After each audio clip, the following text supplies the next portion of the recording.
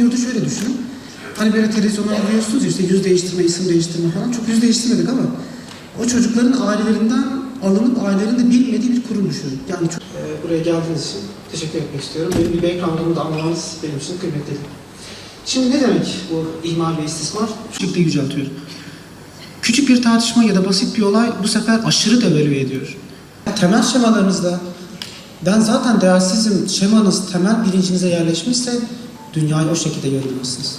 Bize nasıl gelecek? Yani bu hastanelerde de olabilir, milli eğitimde de olabilir ya da evimizin içerisinde de olur. Yani bir çocuk istismara uğradığında hangi belirti parçacıkları bizi istismara götürecek? Bunları konuşmak istiyorum. Hiç görüşmeseniz bile genetik kodlarınız, ailenizin genetik kodları sizin ruhunuzu etkiler, kişiliğinizi ve davranışlarınızı etkiler.